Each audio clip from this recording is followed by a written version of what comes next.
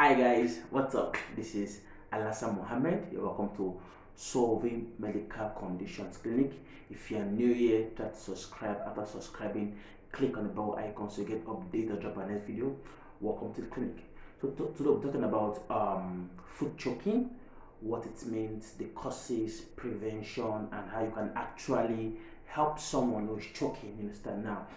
We are in the festive period and we say Merry Christmas and Happy New Year in advance.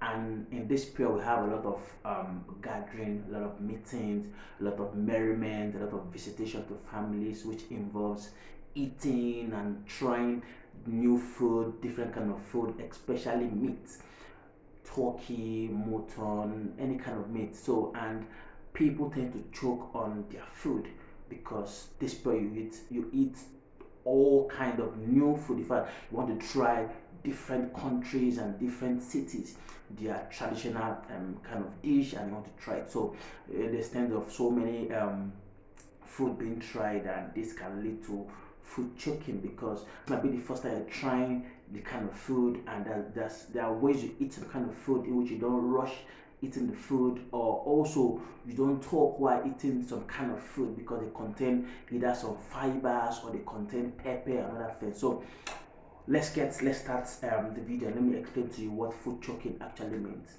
Now, food choking means you are being choked on the food, but how does it happen? Now, in your throat you have two tubes. One is called the esophagus and the other one is called the trachea. Now, whenever you are talking, there's a flap in your trachea that is called epiglottis. Now, this flap opens up so you can have air comes out to talk and receive. During your when you are breathing, your lungs receive air, takes it to the blood for your body to have oxygenated blood. That's the function of a little flap called the epiglottis. Now, whenever you are eating and you're about swallowing, now the food you are eating from your mouth should go through your esophagus. Now, the epiglottis, which is the flap, with what cover the trachea, so the food just pass on top of the epiglottis and doesn't enter into your trachea to prevent choking.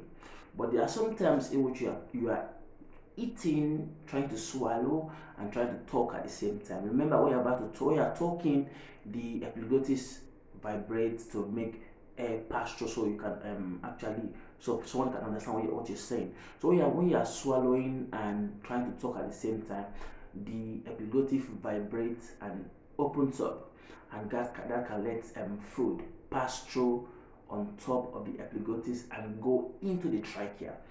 That can lead to food choking. Now, if someone is having if someone is being choked by while eating, there are two things you need to do. First of all, you have to first identify the person is an adult or a child, because what you do for an adult is different from what to do for a child.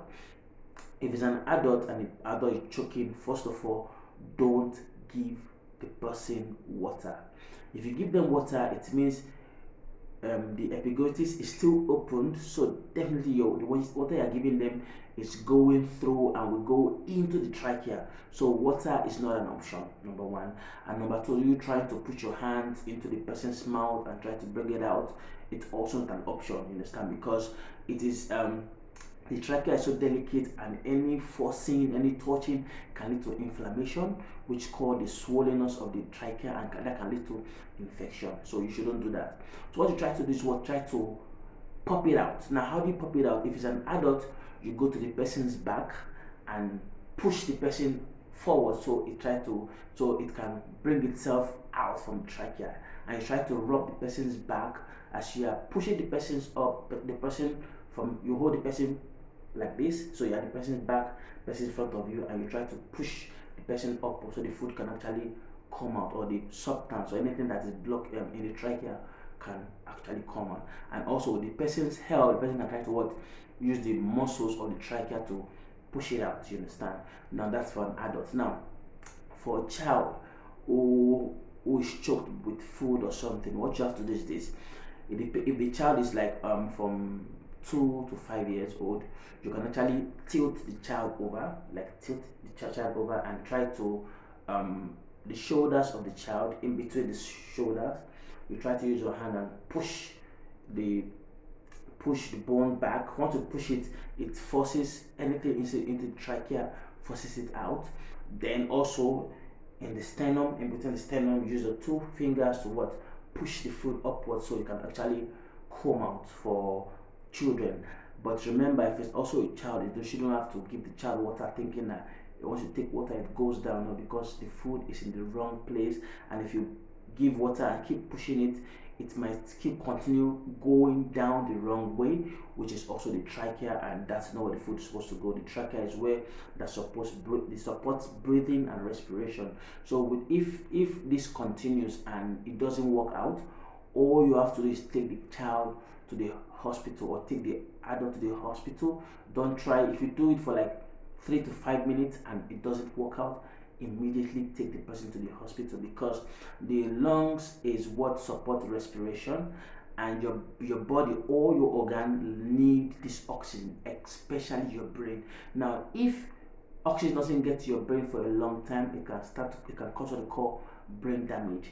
And for adults, you can actually still survive because your adult brain is matured, it can withstand it for a longer period of time.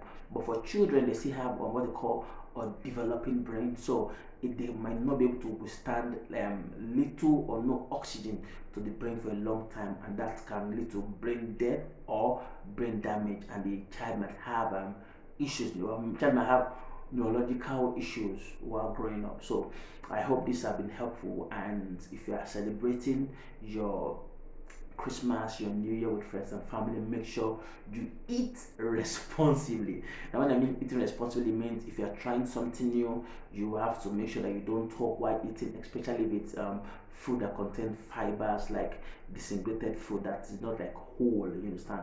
Make sure you chew it properly, and when you are trying to swallow, make sure you swallow and you don't talk while swallowing. So the flap, it is called the epiglottis, will not be opened when you are swallowing, and that can lead to choking. I hope this video has been good. If you like it, kindly share with your friends and family. And remember, on the 1st of January 2025, Solving Medical Condition will be launching its new website. Kindly check it out. Thank you. See you in our next video. Bye bye. Hello Scott, are you aware of how I can get access to a clinic from the comfort of my home? Hey David, why don't you try Solving Medical Conditions? What's Solving Medical Conditions? Solving Medical Conditions is a health organization dedicated to educating, diagnosing and treating health issues.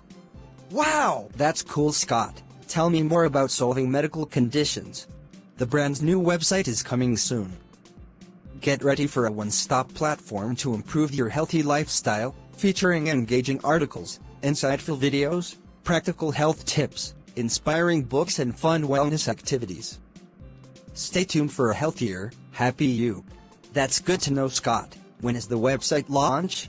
It launches at 1st of January, 2025. Thanks for sharing this with me Scott.